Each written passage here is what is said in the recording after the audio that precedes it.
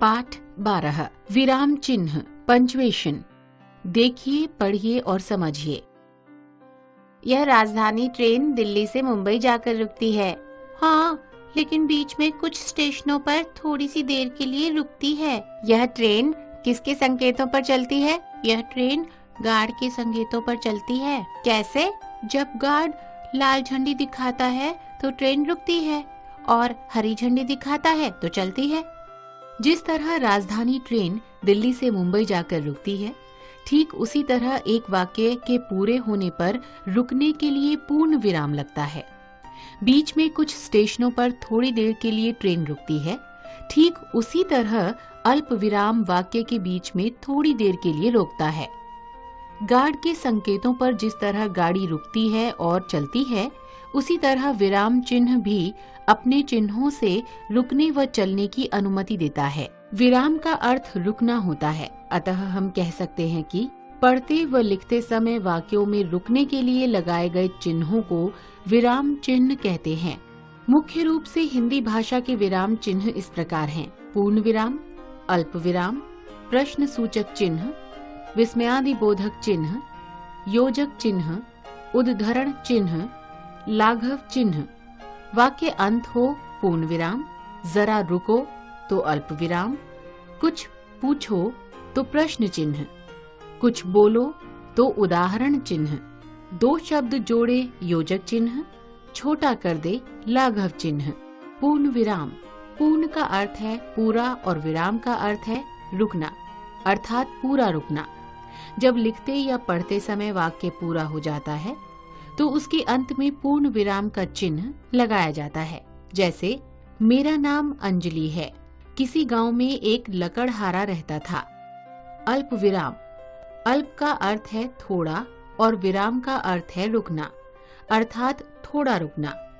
वाक्य पढ़ते व लिखते समय अगर बीच बीच में थोड़ा रुकना पड़े तो वहां अल्प विराम का चिन्ह लगाया जाता है। जैसे आम, लीची और संतरा मुझे बहुत पसंद है। शेर, चीता, हाथी और जिराफ जंगली जानवर हैं। आओ अल्प विराम के प्रयोग करने के नियम जानें। वाक्य में आए शब्दों को अलग करने के लिए, जैसे मोहन, राम, प्रमोद और संजीव हम सभी मित्र हैं।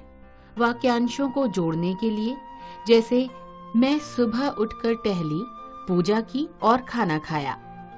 हाँ या नहीं के बाद प्रयोग करना, जैसे हाँ मैंने चोरी की है, नहीं आज मैं कहीं नहीं जाऊंगा। समुच्चय बोधक से पहले प्रयोग करना, जैसे पिताजी ऑफिस जाएंगे परंतु देर से। प्रश्न या कथन को स्पष्ट करने के लिए, जैसे शीला जोर से चीखी, शेर आ गया। प्रश्न सूचक चिन्ह। प्रश्न सूचक का अर्थ है प्रश्न की सूचना देने वाला।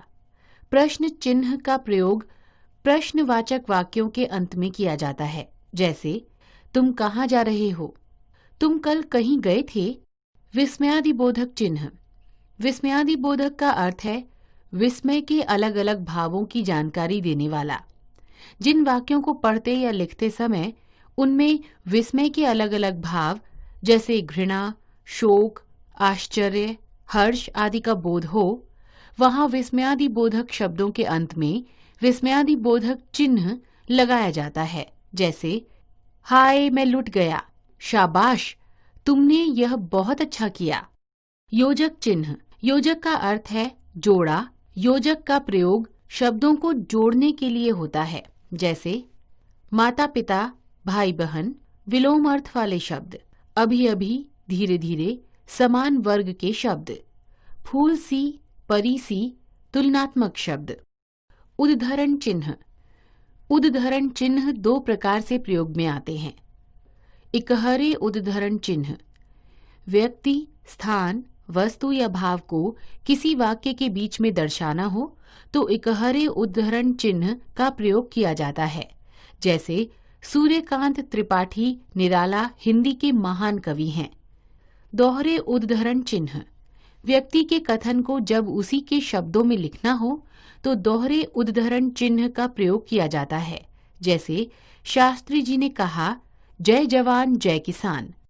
लाघव चिन्ह। लाघव चिन्ह का प्रयोग शब्दों को संक्षिप्त रूप में दिखाने के लिए किया जाता है, जैसे पंडित के लिए प, डॉक्टर के लिए डॉ।